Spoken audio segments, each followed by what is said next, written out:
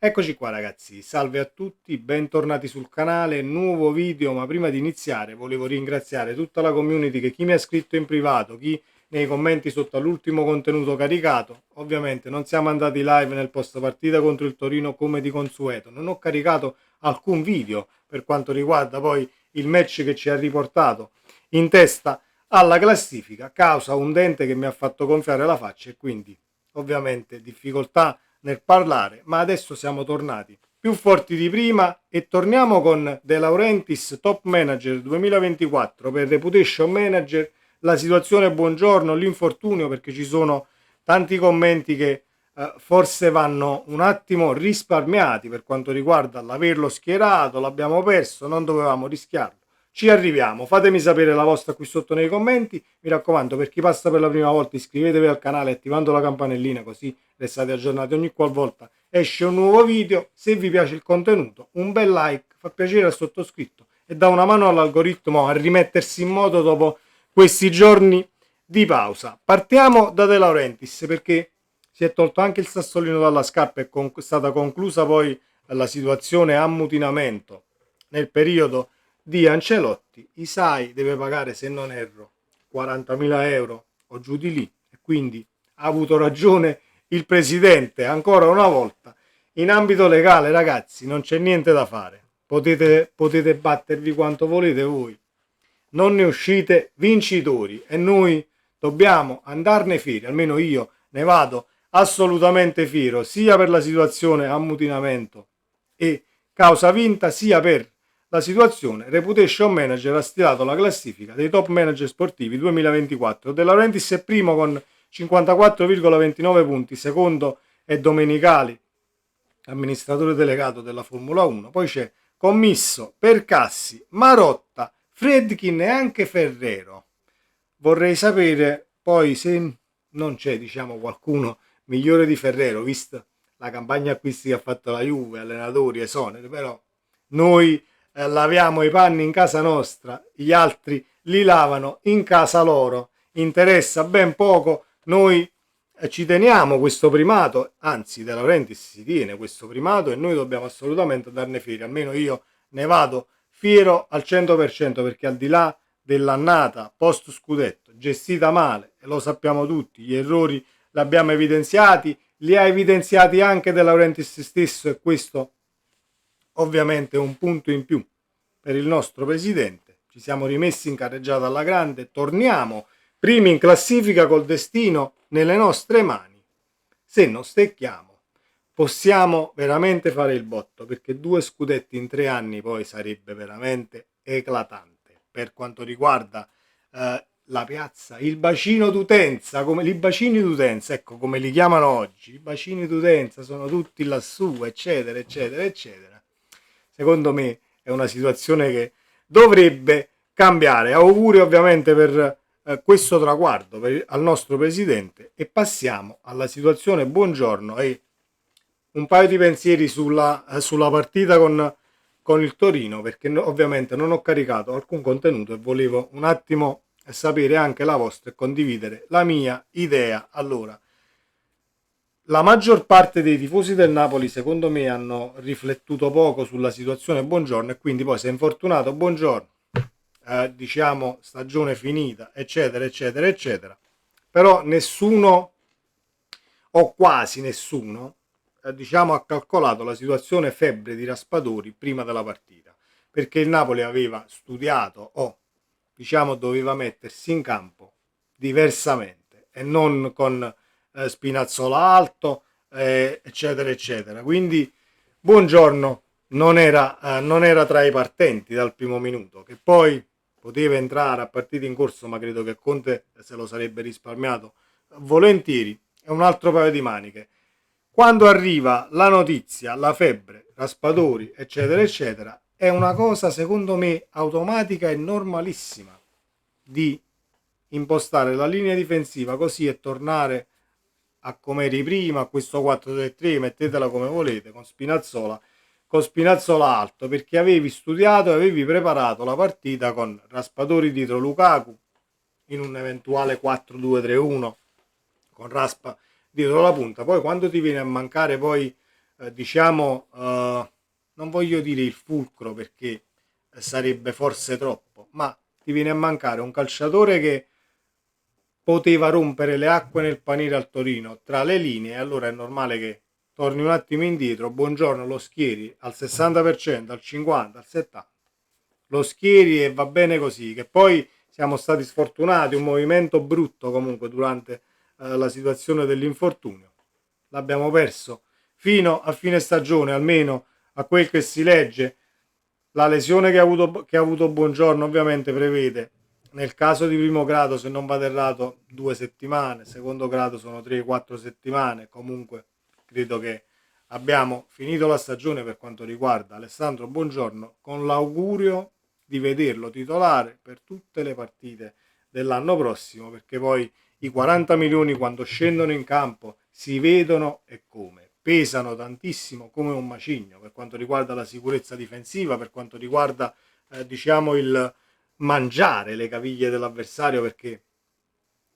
il nostro miglior acquisto dopo McTominay, perché per quello che sta facendo McTominay non possiamo metterlo, diciamo, secondo me davanti, ma ci arriviamo anche a McTominay, non possiamo far altro che aspettarlo in piena forma per la stagione che verrà. Ci sono 4 partite da giocare, la cosa che mi mette un tantino in apprensione è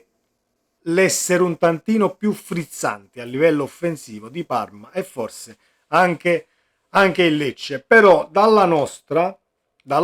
abbiamo un Napoli che aveva già preparato la partita col Torino senza Buongiorno,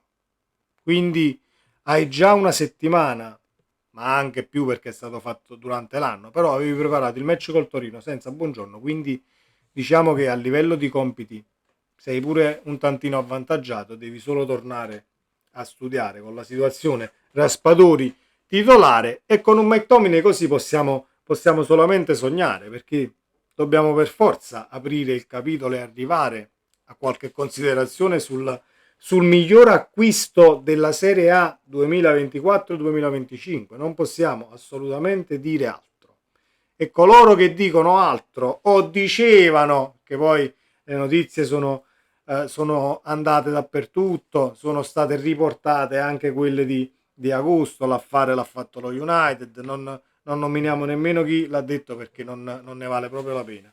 McTominay si è preso il Napoli, si è preso Napoli poi, perché al di là della situazione McFradem e non McFradem, McTominay vive la città, si vive la napoletanità, la squadra in campo, si vede praticamente tutto, e poi caratterialmente è quel calciatore che diciamo più si alza l'asticella e andiamo a finire in situazioni che poi vincendo le partite ti gasi tantissimo e dai il meglio di sé, dai il 200%, non è uno di quei calciatori che più si alza la posta e più scompare, assolutamente no. Infatti abbiamo trovato uh, il perno del centrocampo per il Napoli del futuro, possiamo dirlo, secondo me possiamo dirlo, del presente e del futuro. A me piace tantissimo per come si muove, piace tantissimo il senso del gol di McTominay, e poi è un Napoli che contro il Torino, se vogliamo un attimo esprimere un pensiero piccolino, senza andare troppo oltre a livello tattico, è un Napoli che a me non è dispiaciuto, al di là di qualche situazione rivedibile sull'1-0, abbiamo rischiato, quella palla di Adams che Adams ha sparato fuori dallo stadio, e meno male perché non era nemmeno fuori gioco, ma lì sono saliti in ritardo, se non vado errato, perché poi tanta confusione tra fotogrammi e notizie, se non vado errato sono saliti in ritardo Lukaku e qualcun altro che tenevano Adams in gioco. Ovviamente ci è andata bene, sono quelle le situazioni da rivedere, ma è un Napoli nei 2 gol fatti, è un Napoli che rispecchia poi l'allenatore. Possono essere anche semplici, perché io ho letto anche commenti, ma con azioni da scuola calcio abbiamo vinto 2-0, abbiamo portato a casa 6 punti, come se ancora non andasse bene. A me mi stanno bene tutti i punti che arrivano in casa Napoli, al di là di come vengono fatti nelle ultime partite, anche perché se riviviamo la stagione senza diciamo schierarci dalla parte dell'allenatore, io ho fatto i miracoli, non c'è nessun miracolo da fare o nessun miracolo fatto. È stata fatta però una grande stagione che potrebbe culminare con il titolo. Ce la faremo? Mi auguro di sì, e nel caso ce la faremo senza che andiamo poi a miracolare qualcuno, è stato merito mio, non è stato merito mio, però va detto che Conte ha lavorato tutta la stagione cercando di riparare, cercando di mettere qualsiasi pezza a colore dove doveva essere messa, un po' per una gestione forse atletica rivedibile, perché ovviamente gli infortuni sono stati tanti e non possiamo dare la colpa alla finestra di Castelvolturno che al limite si apriva, c'era lo spiffero e prendevi la febbre, o i campi d'allenamento, eccetera, eccetera, eccetera. Non può essere solo quello. Poi che, diciamo, va studiata tutta la situazione, dove ti alleni, il campo che calpesti, siamo tutti d'accordo, però non è che stiamo giocando sui campi di terra battuta che sono sotto casa mia con le due porte di ferro, e quindi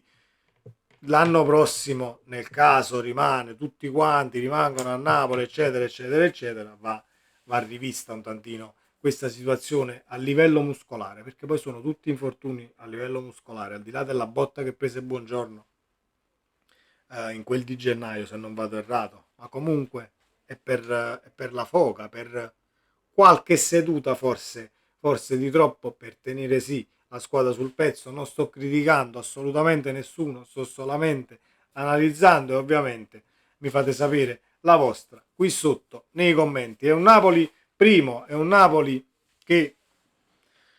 deve assolutamente andarsi a prendere tutti i punti nelle 4 partite che restano. Hai anche un bonus e potresti anche pareggiarne una, ma io non ci voglio pensare. Se dovesse uscire un pareggio che sia più lontana possibile, il Cagliari all'ultima partita, la penultima, però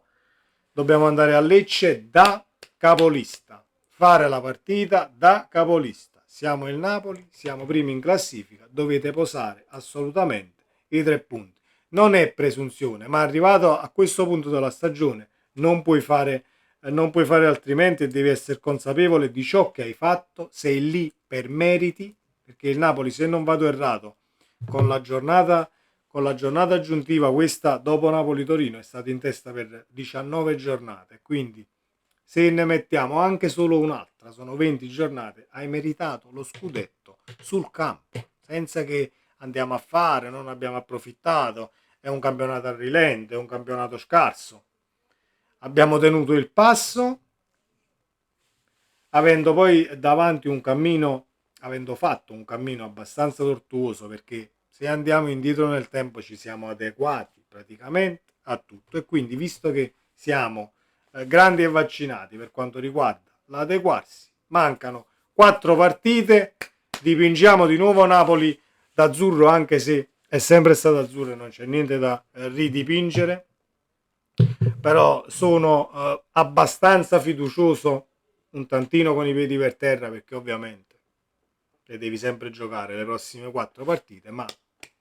voglio vedere un Napoli che affronta queste 4 partite, scusate, da capolista. Entra in campo e i primi 20 minuti non ci deve stare niente da fare per l'avversario, cioè tu devi proprio far capire all'avversario che non è giornata, punto e basta, non c'è altro. Che poi i risultati sia di Parma e sia del Cagliari, se non vado errato, adesso dico una baggianata, ma mi sembra di sì, il Cagliari ha vinto, sì, quest'ultima partita, fanno ben sperare, perché poi più si allontanano dalla situazione retrocessione, e meglio è per quando le affrontiamo noi, perché una cosa è che le affronti col sangue agli occhi, e una cosa è che le affronti un tantino in maniera diversa, quando, diciamo, l'obiettivo permanenza in Serie A per alcune squadre è già in saccoccia. Sempre Forza Napoli, vi ringrazio ancora per l'affetto che mi avete dimostrato, e vi chiedo scusa per non aver caricato alcun contenuto, ma purtroppo quando c'è difficoltà a parlare non posso accendere la telecamera e fare scena muta. Forza Napoli, ciao!